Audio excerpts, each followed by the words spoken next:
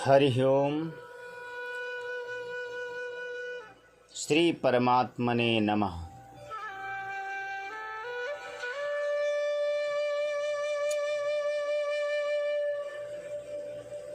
गीता उपदेश अथ पंचमो अध्याय।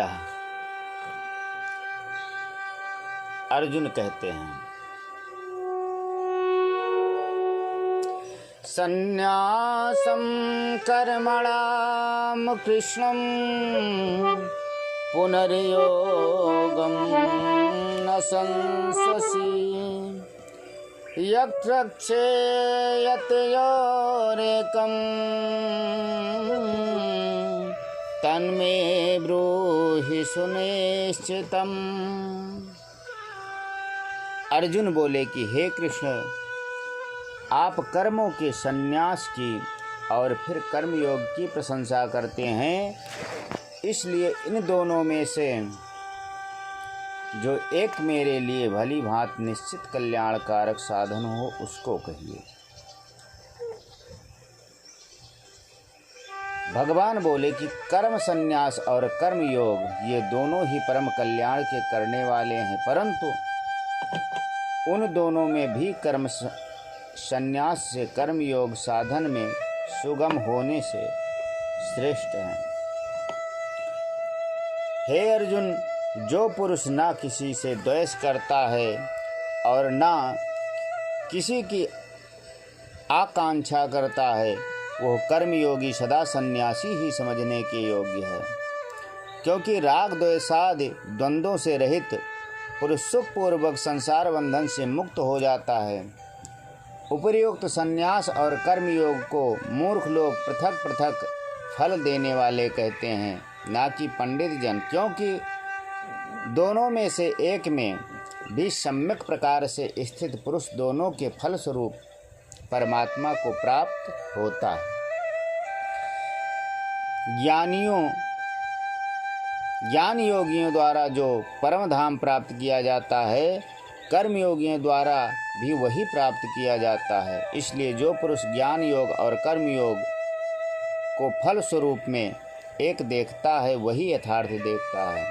परंतु हे अर्जुन, कर्मयोग के बिना संन्यास अर्थात मन, इंद्रिय और शरीर द्वारा होने वाले संपूर्ण कर्मों में कर्तापन का त्याग प्राप्त होना कठिन है, और भगवत स्वरूप को मनन करने वाला कर्मयोगी परब्रह्म परमात्मा को शीघ्र ही प्राप्त हो जाता है।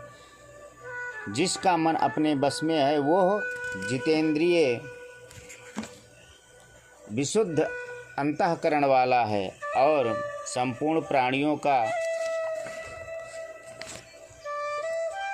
आत्मरूप परमात्मा ही जिसका आत्मा है, ऐसा कर्मयोगी कर्म करता हुआ भी लिप्त नहीं होता। तत्व को जानने वाला सांख्य योगी तो देखता हुआ, सुनता हुआ, स्पर्श करता हुआ, सूंघता हुआ, भोजन करता हुआ और गमन करता हुआ, सारे कर्म करता हुआ, इस प्रकार समझकर आँखों को खोलता और मूंदता भी सब इंद्रियां अपने अपने अर्थों में बरत रही हैं, इसी प्रकार समझकर निसंदेह ऐसा माने कि वह कुछ भी नहीं करता हूँ। जो पुरुष सब कर्मों को परमात्मा में अर्पण करके और आसक्ति को त्याग कर कर्म करता है, वह पुरुष जल से कमल के पत्ते की भांति पाप से लिप्त नहीं होता। कर्मयोगी ममत्व बुद्धि रहित केवल इंद्रिय, मन, बुद्धि और शरीर द्वारा भी आसक्ति को त्याग कर अंतःकरण की शुद्धि के लिए कर्म करते हैं। कर्मयोगी कर्मों के फल का त्याग करके भगवत प्राप्ति रूप शांति को प्राप्त होता है, और सकाम पुरुष कामना की प्रेरणा से फल में आसक्त होकर बनता है।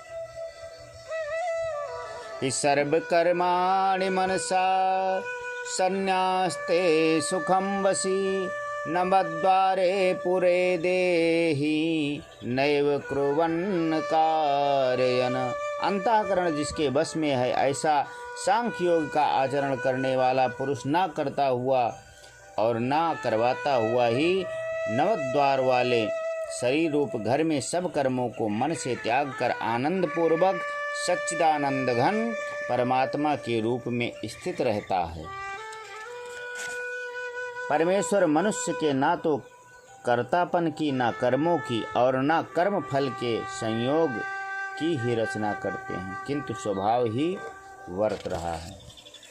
सर्वव्यापी परमेश्वर भी ना किसी के पाप कर्म को और ना किसी के शुभ कर्म को ही ग्रहण करता है, किंतु अज्ञान के द्वारा ज्ञान ढका हुआ है, उसी से सब अज्ञानी मनुष्य मोहित हो रहे हैं।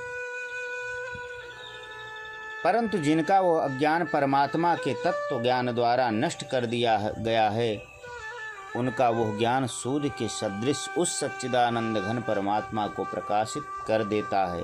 जिनका मन तद्रूप हो रहा है, जिनकी बुद्धि तद्रूप हो रही है और सच्चिदानंद घन परमात्मा में ही जिनकी निरंतर एक ही भाव से स्थित है, ऐसे तत्पारायण पुरुष ज्ञान के द्वारा पाप रहित होकर पुनरावृत्ति को अर्थात परम गति को प्राप्त होते हैं। वह ज्ञानी जन विद्या और विनय युक्त ब्राह्मण में तथा गौ, हाथी, कुत्ते और चांडाल में भी समदर्शी ही होते हैं।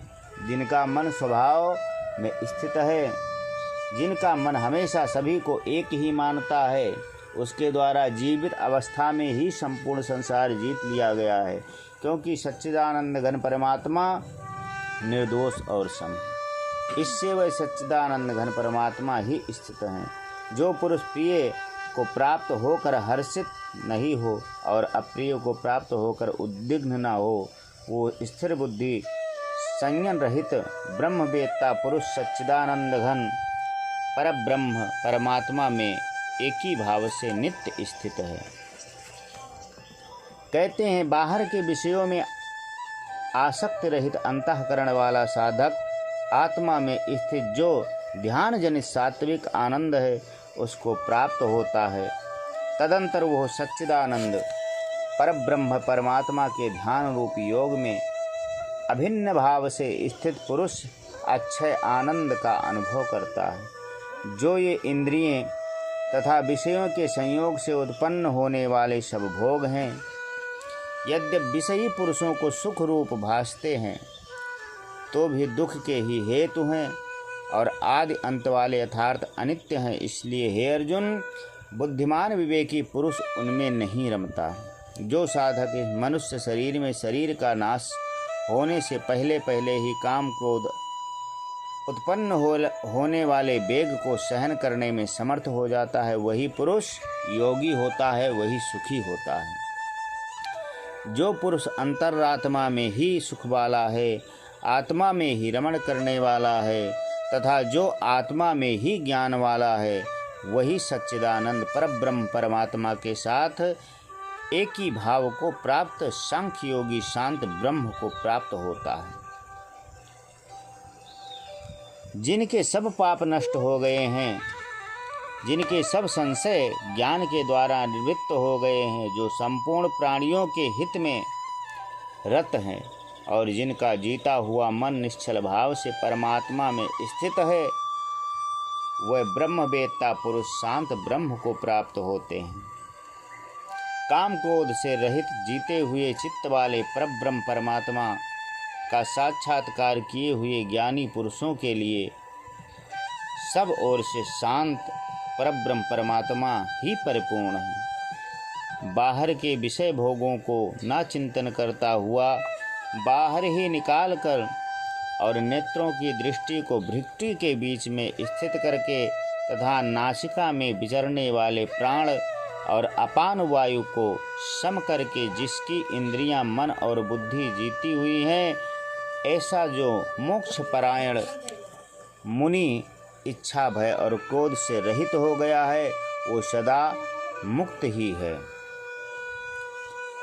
भोक्तारं यज्ञतपसां सर्वलोक महेश्वरं श्रीहदं सर्वभूतानां ज्ञात्वा मां शांतं रक्षति। मेरा भक्त मुझको सब यज्ञ और तपों का भोगने वाला संपूर्ण लोकों के ईश्वरों का भी ईश्वर तथा संपूर्ण भूत प्राणियों का श्रीहद अर्थात स्वार्थ रहित, दयालु और प्रेमी, ऐसा तत्व से जानकर शांति को प्राप्त होता है। योग शास्त्रे श्री कृष्ण अर्जुन संवाद कर्म सान्निस्य योगो नाम 5वां अध्याय। बोलिए श्री बांके बिहारी लाल की जय।